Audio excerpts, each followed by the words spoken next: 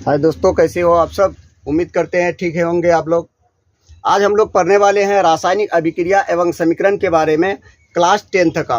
रासायनिक समीकरण हम लोग कहते हैं किसको, आज उनके बारे में देखते हैं। और रासायनिक अभिक्रिया किसको कहते हैं, उन सब के बारे में जानते हैं कि इसके अंदर में पढ़ते हम लोग क्या क्या है। रासायनिक अभिक्रिया एवं समीकरण के अंदर में हम लोग क्या क्या पढ़ते हैं इस चैप्टर के अंदर में। एनसीईआरटी का इससे अच्छे खासे क्वेश्चन पूछे जाते हैं। संतुलित तो इसी के अंदर में पढ़ना है, असंतुलित इसी के अंदर में पढ़ना है। संयोजन अभिक्रिया, वियोजन अभिक्रिया, प्रतिस्थापन अभिक्रिया, ये सब इसी के अंदर पढ़ना है। पहले हम लोग जान लेते हैं कि रासायनिक अभिक्रिया कहते किसको है, कि रासायनिक अभिक्रिया किसको कहते हैं।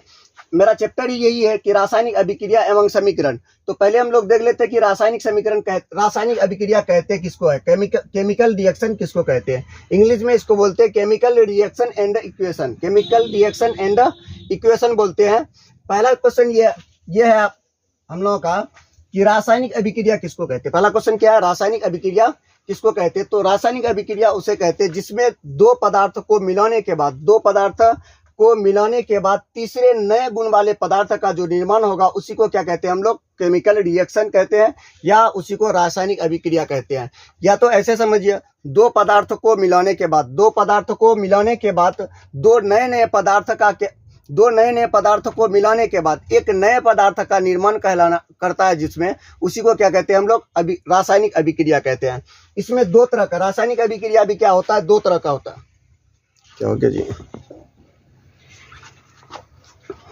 माइक में प्रॉब्लम है क्या।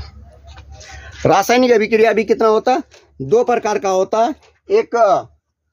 एक होता है रासायनिक अभिक्रिया में, एक होता है भौतिक परिवर्तन, एक होता है रासायनिक परिवर्तन। एक भौतिक होता है और एक क्या होता है, रासायनिक होता है। तो रासायनिक किसको कहते हैं और भौतिक किसको कहते हैं, इसको एक पेज के सहायता से हम लोग समझ सकते हैं।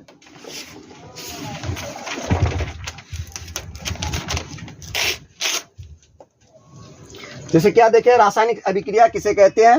रासायनिक अभिक्रिया किसको कहेंगे, मतलब दो अलग अलग पदार्थ को मिलाने के बाद एक नए तीसरे पदार्थ का निर्माण होगा, उसी को क्या कहते हैं हम लोग, रासायनिक अभिक्रिया कहते हैं। ठीक है, जिसमें दो पदार्थ को मिलाने के बाद तीसरे नए पदार्थ का निर्माण होगा, उसी को क्या कहते हैं, रासायनिक अभिक्रिया कहते हैं।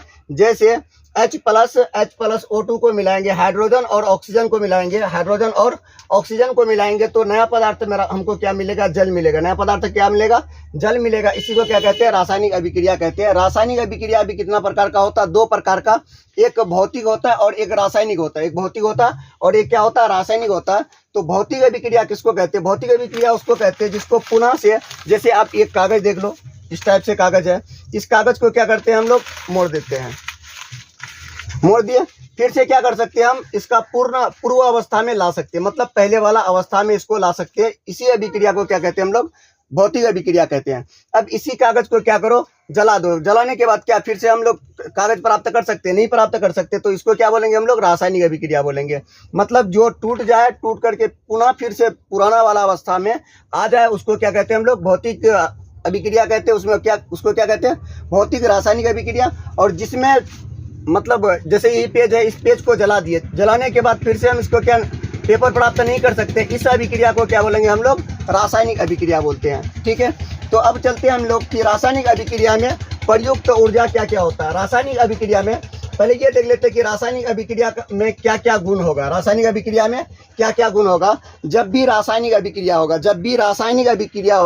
रासायनिक अभिक्रिया में नए पदार्थ का क्या होगा, नए पदार्थ का निर्माण होगा, नया पदार्थ बनेगा, नए पदार्थ का निर्माण, नए पदार्थ तो बनेगा ही, साथ ही साथ नया गुण वाला भी बनेगा, नया गुण वाला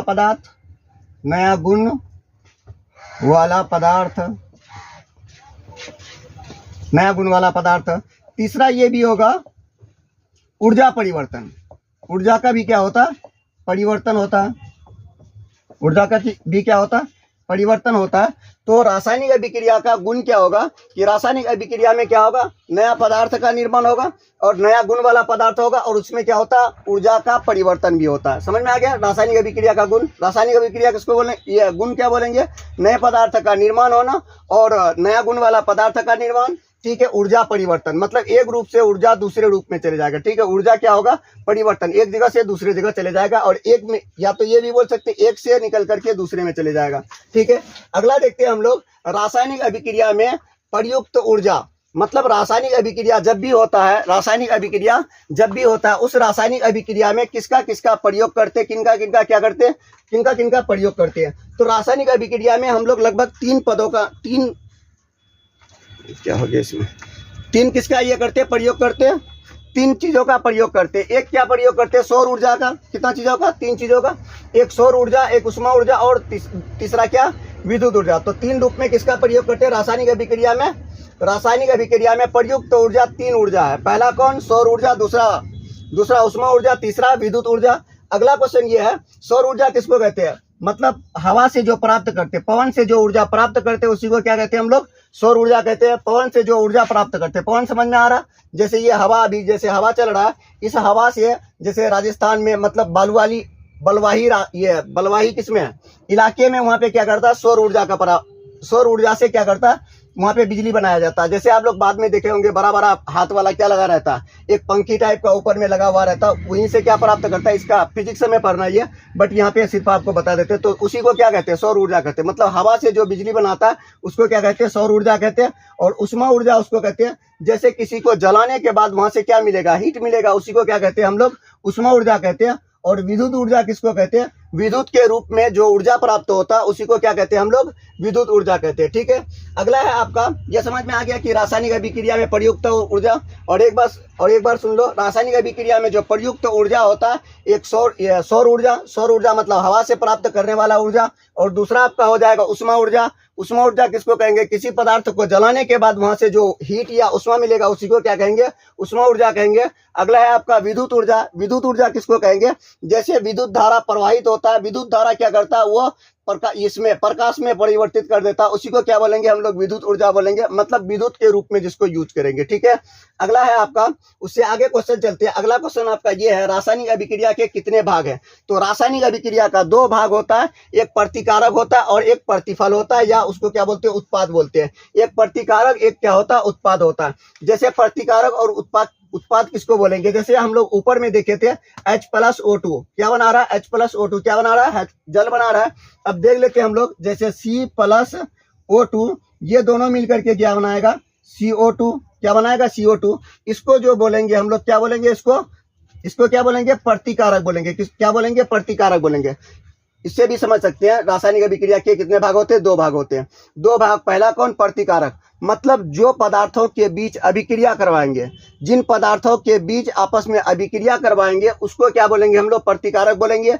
जिन पदार्थों के बीच अभिक्रिया करवाएंगे उसको क्या बोलेंगे हम लोग, अभिकारक या प्रतिकारक बोलेंगे। क्या बोलेंगे, प्रतिकारक या अभिकारक भी बोल सकते हैं। और वहां से जो पदार्थ प्राप्त होगा, वहां से जो पदार्थ प्राप्त, नया पदार्थ प्राप्त होगा उसको क्या बोलेंगे हम लोग, उत्पाद बोलेंगे। जैसे चीनी और पानी को मिला देंगे, चीनी और पानी को मिलाने के बाद किसका निर्माण होगा, जैसे शरबत का निर्माण होगा। यहाँ पे चीनी पानी आपका क्या हो गया, प्रतिकारक हो गया, और उत्पाद कौन हो गया आपका, शरबत क्या हो गया, उत्पाद हो गया। शरबत क्या हो गया, उत्पाद हो गया।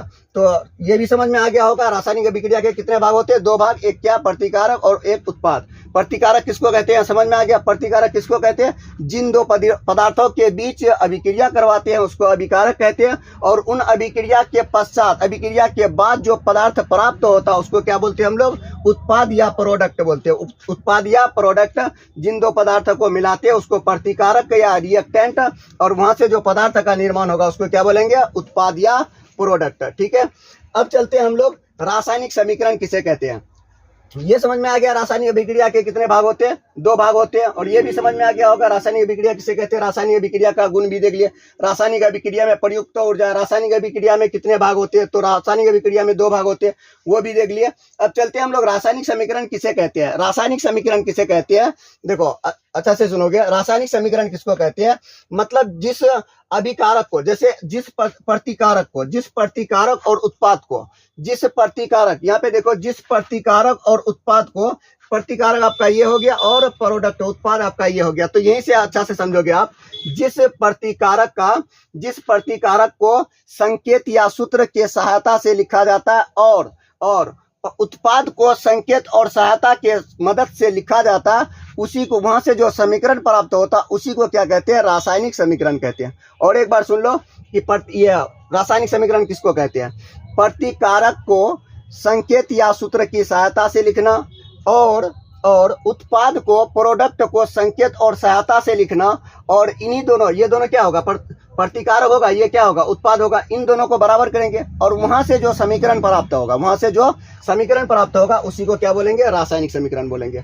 और एक बार सुन लो, प्रतिकारक को संकेत और सूत्र की सहायता से और उत्पाद को संकेत और सूत्र की सहायता से लिखने पर जो समीकरण प्राप्त होगा उसी को क्या कहेंगे हम लोग, रासायनिक समीकरण कहेंगे। उम्मीद है अच्छा से समझ में आ गया होगा रासायनिक समीकरण। ठीक है, अब देख लेते हैं हम लोग रासायनिक अभिक्रिया कितने प्रकार के होते हैं। रासायनिक अभिक्रिया दो प्रकार के होते हैं। रासायनिक अभिक्रिया कितने प्रकार के होते हैं, दो प्रकार के होते हैं। एक क्या होता है, संतुलित रासायनिक अभिक्रिया, एक होता है असंतुलित रासायनिक अभिक्रिया। एक संतुलित रासायनिक अभिक्रिया, एक असंतुलित। हम लोग पीछे देख लिए थे कि क्या रासायनिक अभिक्रिया और भौतिक अभिक्रिया, भौतिक में क्या होता था, पुनः प्राप्त हो जाता था, और रासायनिक में क्या होता था, वो अगर एक बार चले गया तो दोबारा प्राप्त नहीं होगा, उसको रासायनिक बोलते थे।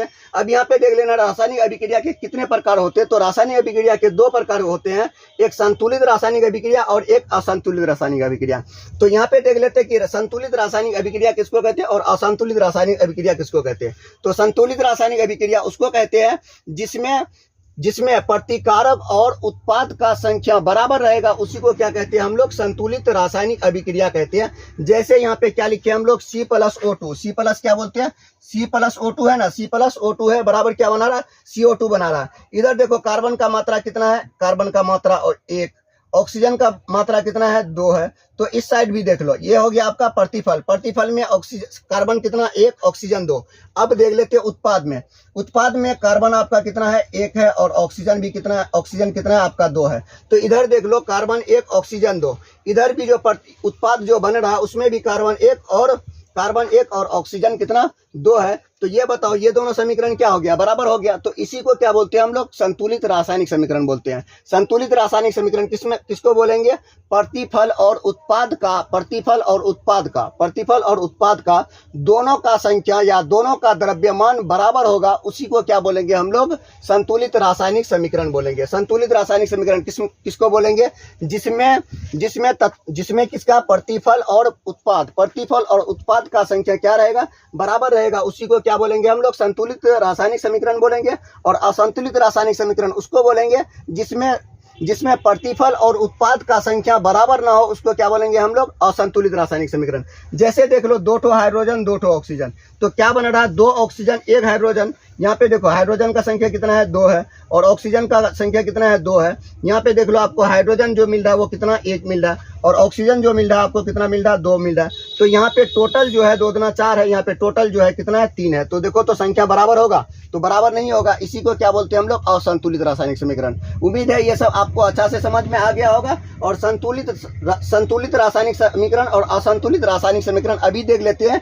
कि असंतुलित रासायनिक समीकरण को संतुलित कैसे करते हैं, असंतुलित रासायनिक समीकरण को संतुलित कैसे करते हैं। तो असंतुलित रासायनिक समीकरण को संतुलित करने के लिए क्या करते हैं हम लोग, दोनों तरफ द्रव्यमान क्या करते हैं, बराबर करते हैं। दोनों तरफ क्या करते हैं, द्रव्यमान को बराबर करते हैं। इसी को द्रव्यमान संरक्षण का भी नियम कहता है, हम लोग पीछे 9th में पढ़े थे। ठीक है, तो इसको मिटा देते हैं। अब असंतुलित रासायनिक समीकरण को संतुलित बनाने के लिए उसको क्या करेंगे, समीकरण बनाएंगे।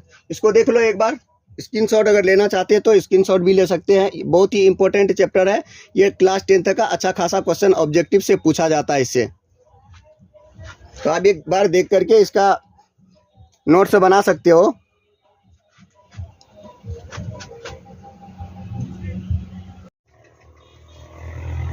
चलो इन समीकरणों को क्या कर लेते हैं हम लोग, संतुलित कर लेते हैं। पीछे देख लिए हम लोग संतुलित समीकरण और असंतुलित समीकरण, मतलब ये सब इन समीकरणों को क्या करना, संतुलित करना है। तो बट अभी है ये क्या है, अभी ये असंतुलित है। अभी क्या है, ये असंतुलित है, असंतुलित समीकरण है, और इसको क्या करना, संतुलित करना है। चलो ये बताओ, समीकरण को संतुलित क्यों करते हैं, समीकरण को संतुलित क्यों करते हैं। समीकरण अच्छा लगे देखने में या नंबर मिल जाए एग्जाम में, इसलिए संतुलित करते हैं। नहीं, संतुलित क्यों करते हैं, दोनों तरफ द्रव्यमान क्या हो, बराबर हो, इसलिए क्या करते हैं हम लोग, संतुलित करते हैं। 9th में आप लोग पढ़े होंगे द्रव्यमान संरक्षण का नियम। मतलब यहाँ पे जब दो पदार्थ का अभिक्रिया करवाएंगे तो ऐसा थोड़ी है कि उसका वजन में कमी आ जाएगा, वजन में कुछ भी कमी नहीं आएगा, क्योंकि अभिक्रिया करवाए।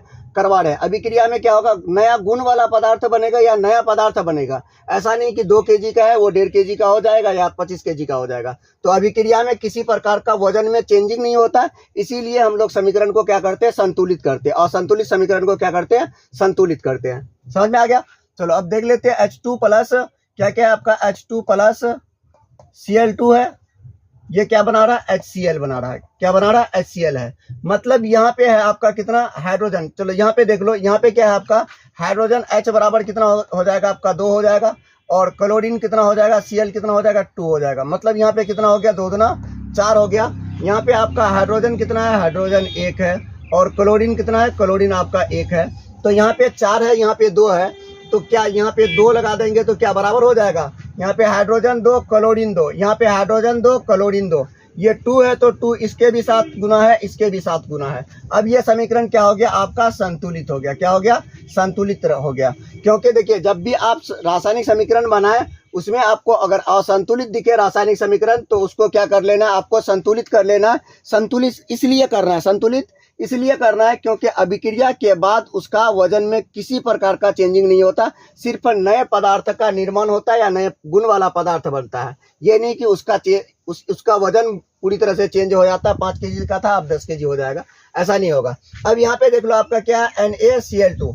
देखो Na मतलब सोडियम आपका कितना है, यहाँ पे Na है आपका 1, और क्लोरीन आपका कितना ठो है, क्लोरीन है आपका 2 ठो। ठीक है, टोटल कितना हो गया, 3 हो गया। और यहाँ पे देख लो तो Na आपका कितना हो जाएगा, 1 हो जाएगा, और क्लोरीन आपका कितना हो जाएगा, आपका 1 हो जाएगा। तो यहाँ पे 2 ही है, यहाँ पे 3 है। तो अब इसको संतुलित करना मतलब दोनों तरफ क्या करना है, बराबर करना है, क्योंकि अभिक्रिया करवा रहे हैं, वजन में किसी प्रकार का चेंजिंग नहीं होगा। तो अब क्या करेंगे, यहाँ पे अगर 2 लगा देते हैं, यहाँ पे अगर 2 लगा देते हैं तो क्या यहाँ पे भी हमको 2 लगाना पड़ेगा। यहाँ पे भी 2 सोडियम मिल गया, यहाँ पे भी 2 क्लोरीन मिल गया, और यहाँ पे आपको 2 Na 2 Cl मिल गया। ठीक है, इस तरह से ये भी क्या हो गया, सब संतुलित हो गया। अब देख लेते हैं हम लोग मैग्नीशियम और ऑक्सीजन को, कि मैग्नीशियम और ऑक्सीजन को जब अभिक्रिया करवाएंगे तो वो क्या बनेगा, मैग्नीशियम ऑक्साइड बनेगा। क्या बनेगा, मैग्नीशियम ऑक्साइड बनेगा। अब यहाँ पे देख लेते हैं कि बनता क्या, MgO बनता है। यहाँ पे देखो दोनों तरफ द्रव्यमान बराबर है, क्या संख्या बराबर है, देख लो तो यहाँ पे Mg 1 ठो, यहाँ पे भी 1 ठो, ये तो ठीक है। यहाँ पे ऑक्सीजन 2 ठो, यहाँ पे ऑक्सीजन 1 ठो, तो क्या बराबर है, तो बराबर नहीं है, तो इसको क्या करना पड़ेगा, संतुलित करना पड़ेगा। संतुलित क्यों करेंगे, क्योंकि दोनों तरफ द्रव्यमान बराबर होना चाहिए। द्रव्यमान क्यों बराबर होना चाहिए, क्योंकि रासायनिक समीकरण, रासायनिक अभिक्रिया में वजन में कोई भी परिवर्तन नहीं होता है, इसलिए दोनों तरफ क्या करते हैं हम लोग, द्रव्यमान बराबर करते हैं। साथ ही साथ इसको द्रव्यमान संरक्षण का नियम भी बोलते हैं। ठीक है, तो क्या इन सब का वीडियो बना भी नहीं है दोस्तों, क्योंकि स्टोरेज फुल होने के कारण हम यहीं तक आया, बाकी सब बताए तो बाकी सबका ये नहीं आया। ठीक है, तो चलो दोबारा बता देते हैं, दोबारा देख लेते हैं। स्टोरेज फुल होने के कारण वीडियो बाकी का नहीं बना। इसका बन रहा है या नहीं बन रहा है, तो ऐसे रह जाए, हाँ बन रहा है इसका। ठीक है, जैसे देख लो कि संतुलित क्यों करते हैं, संतुलित इसलिए करते हैं कि दोनों तरफ क्या हो, द्रव्यमान बराबर हो, क्योंकि अभिक्रिया में किसी भी तरह का द्रव्यमान में परिवर्तन नहीं होता, मतलब चेंज नहीं होता है। ठीक है, अब लोग गांव देहात में देखे होंगे, एक डंडी इस तरह का होता है, एक ये इस टाइप लगा रहता है और एक तो इस टाइप लगा रहता है। ठीक है, दोनों तरफ लगा रहता है इस टाइप से। ठीक है, उसके ऊपर कुछ रखने वाला रहता है, इस टाइप से रहता है। ठीक है, और यहाँ पे क्या रहता है, एक कांटा रहता है। क्या रहता है, कांटा रहता है। अब यहाँ पे देख लो, और एक डंडा इस तरह से रहता है। दोनों अगर बराबरी में आ गया तो उसी को क्या कहते हैं, बैलेंस्ड कहते हैं। क्या कहते हैं, बैलेंस्ड, कि दोनों क्या हो गया, बैलेंस हो गया। देखो मान लो आप क्या करते हो, अपने मन से थोड़ा सा चावल इसमें दे देते हो, थोड़ा सा चीनी इसमें दे देते हो। ठीक है, एक में चावल दे रहे हैं, एक में चीनी दे रहे हैं।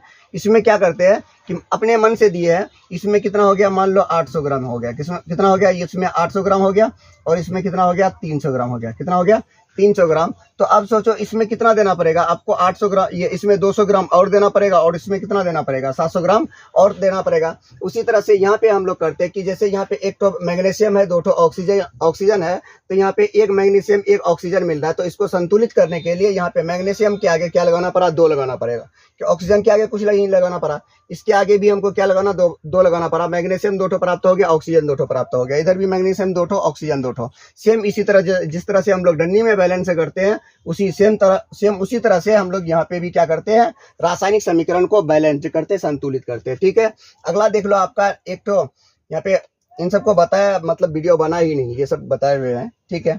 चलो उसी को रिपीट कर देते हैं। यहाँ पे मान लो सिर्फ यहाँ पे क्या है, सोडियम को देखो आप, 2 सोडियम एक तो है और ऑक्सीजन कितना है, 2 है। तो कितना बनाएगा, 2 सोडियम और एक क्या बनाएगा, ऑक्सीजन बनाएगा। तो यहाँ पे क्या करना है, हमको संतुलित करना है, दोनों तरफ क्या करना है, संतुलित करना है। 2 ऑक्सीजन लाना है, तो 2 ऑक्सीजन लाने के लिए यहाँ पे हमको 2 से गुना करना पड़ेगा। यहाँ से पे 2 से गुना कर देंगे तो सोडियम कितना हो जाएगा, 4 हो जाएगा। तो हमको यहाँ पे क्या लगाना पड़ेगा, 4 लगाना पड़ेगा। अब देख लो दोनों तरफ सोडियम भी बराबर, ऑक्सीजन भी बराबर, 4 सोडियम 2 ऑक्सीजन, 4 सोडियम 2 ऑक्सीजन, मतलब ये 2 से गुना है।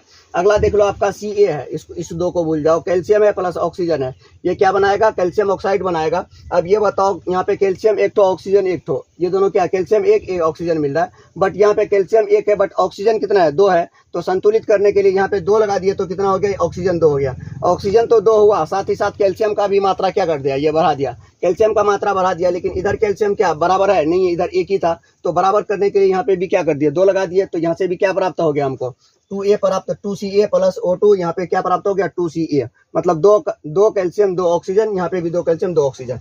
यहाँ पे 1 लोहा है और 2 क्या है, ऑक्सीजन है। और यहाँ पे बना रहा है तो 2 लोहा बना रहा है और 3 क्या है, ऑक्सीजन है। अब इसको क्या करना है, हम लोगों को संतुलित करना है। तो संतुलित करने के लिए हमको क्या करना पड़ेगा, अगर मान लो यहाँ पे आपका क्या है, यहाँ पे 2 लगा देते हैं, यहाँ पे क्या लगा देते हैं, 2 लगा देते हैं। और लोहा कितना प्राप्त हो गया, 2 प्राप्त हो गया। यहाँ पे भी लोहा कितना प्राप्त हो गया, हमको 2 प्राप्त हो गया। अब सोचो यहाँ पे संतुलित करने के लिए हम लोग क्या लगा देते हैं, 2 लगा देते हैं। तो लोहा कितना हो जाएगा, 4 हो जाएगा और ऑक्सीजन कितना हो जाएगा, 6 हो जाएगा। तो ये बताओ यहाँ पे लोहा 4 हो गया, तो यहाँ पे हम लोग कितना लगा देंगे, 4 लगा देंगे। और ऑक्सीजन यहाँ पे कितना मिल रहा है, 3 दूना 6, यहाँ पे क्या लगा दिए, 6 लगा दिए। मतलब 4 लोहा और 2 ऑक्सीजन मिल गया। यहाँ पे भी क्या मिल रहा है, 2 लोहा और 4 लोहा और 3 क्या, ये 6 क्या मिल रहा है, ऑक्सीजन मिल रहा है। तो दोनों तरफ क्या हो गया, बराबर हो गया, बराबर हुआ या नहीं हुआ, बराबर।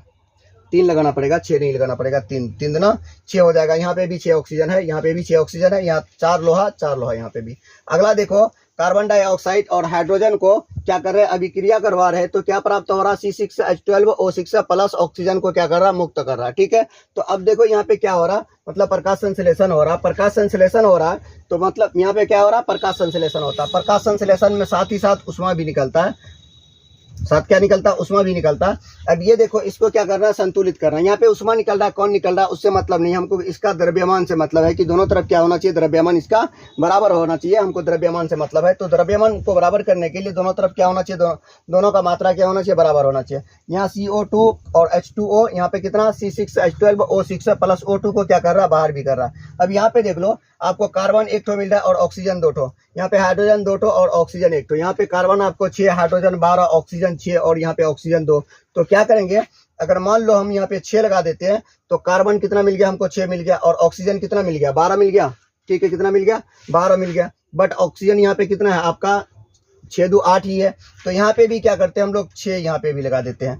तो यहाँ पे क्या हो गया, 6 कार्बन हो गया और ऑक्सीजन कितना हो जाएगा, 6 ऑक्सीजन हो जाएगा। 6 दूना 12 क्या हो गया, ऑक्सीजन हो गया, 12 6 कितना हो गया, 18 हो गया। उसके बाद देख लो हाइड्रोजन कितना है, हाइड्रोजन 8 हो गया, हाइड्रोजन कितना हो गया, 8 हो गया। तो 6 दूना कितना हो गया, 6 दूना 12 हो गया। हाइड्रोजन देखो, कार्बन कितना हो गया, कार्बन 6 हुआ, कार्बन यहाँ पे भी 6। उसके बाद हाइड्रोजन है, हाइड्रोजन कितना है, 12 है। देख लो 6 और 2, 8 गुना 2 करो, कितना हो जाएगा, 12। हाइड्रोजन कितना हो गया, 12 हो गया। और यहाँ पे देख लो ऑक्सीजन कितना है, यहाँ पे 2 और 6 गुना कितना हो जाएगा, 12। और यहाँ पे भी ऑक्सीजन कितना, 6 गुना जी, ये 6 गुना यहाँ पे कितना है, 1 है, 6 गुना 1 कितना हो जाएगा, 6 हो जाएगा। और 12 गुना 6 कितना हो जाएगा, 18। और इधर भी देख लो ऑक्सीजन कितना है, यहाँ पे 6 हो गया आपका और यहाँ पे कितना है, 2 है। तो इसको संतुलित करने के लिए हमको क्या करना पड़ेगा, कितना लगाना पड़ेगा, यहाँ पे देखो तो यहाँ पे ऑक्सीजन कितना, 6 हो गया, यहाँ पे हम लोग 6 लगा देते हैं। अब देखो 6 दूना 12 हो जाएगा, 12 से कितना हो जाएगा, 18 हो जाएगा। दोनों तरफ क्या हो गया, द्रव्यमान बराबर हो गया। अगला देख लो, Fe और H2O, मतलब लोहे और पानी को क्या करेंगे, अभिक्रिया करवाएंगे। तो क्या बनेगा, Fe3O4 प्लस H2 क्या होगा, ये मुक्त होगा, बाहर निकलेगा।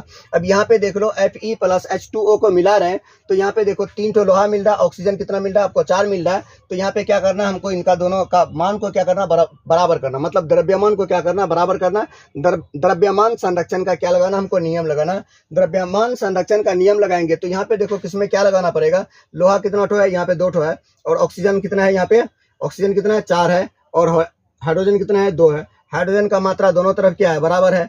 लेकिन लोहा का मात्रा बराबर नहीं है। तो क्या हम लोग यहाँ पे 3 लगा देते हैं, देख लेते हैं कि संतुलित हुआ या नहीं हुआ। हाइड्रोजन 2 हो गया। और मान लो यहाँ पे लगा दोगे, 2 लगा देंगे तो कितना हो जाएगा, 3 दूना 6 हो जाएगा, 3 दूना कितना हो जाएगा, ये 3 दूना 6 लोहा, और ऑक्सीजन कितना हो जाएगा, 8 हो जाएगा। ऑक्सीजन कितना हो जाएगा, 8 हो जाएगा। तो यहाँ पे ऑक्सीजन 8 और हाइड्रोजन कितना, 2 हो जाएगा। इसका संतुलित करेंगे तो मान देख लो, लोहा 2, चलो लिख ही देते हैं, Fe 1 है, और H कितना है, H2, H कितना, हाइड्रोजन कितना है, हाइड्रोजन इसमें 2 है, और ऑक्सीजन कितना है, 1 है। इसमें देख लो Fe कितना है, Fe 3 है, और O कितना है, O यहाँ पे 4 ठो है, और हाइड्रोजन कितना है, 2 ठो। हाइड्रोजन कितना ठो है, 2 ठो। यहाँ पे 4 2 6 6 3 9 है, ठीक है। और यहाँ पे कितना, ऑक्सीजन 2 है, ठीक है, और 1 ठो ऑक्सीजन है ना, 4। ऑक्सीजन कितना, 4 ही है या 6 है, ऑक्सीजन 6, 6 2 8 हो जाएगा। ऑक्सीजन कितना है, 8 है। ऑक्सीजन यहाँ पे हमको कितना है, 1 है, मतलब 8 के बराबर करना है। तो यहाँ पे देखो 6 दूना कितना हो जाएगा, कौन सा है जी, ये वाला। यहाँ पे 6 लगा दो तो कितना हो जाएगा, हाइड्रोजन 6 दूना 12, देखो तो हाइड्रोजन 12 हो जाएगा। यहाँ पे 6 लगा दो, यहाँ पे 6 लगा दो, 12 हाइड्रोजन, 12 हाइड्रोजन यहाँ पे भी, ठीक है। उसके बाद ऑक्सीजन कितना, यहाँ पे 2 ऑक्सीजन, तो 4 दूना कितना हो जाएगा, 8 ऑक्सीजन। यहाँ पे कितना हो गया, 6 लोहा, तो यहाँ पे भी 6 लगा दो। संतुलित हो गया, संतुलित हो गया। ये भी क्या हो गया, संतुलित रासायनिक समीकरण। अगला देख लो आपका C2H6O2, इन दोनों का जब अभिक्रिया करवाए तो क्या प्राप्त हुआ, CO2 plus H2O, CO2 plus H2O प्राप्त हुआ।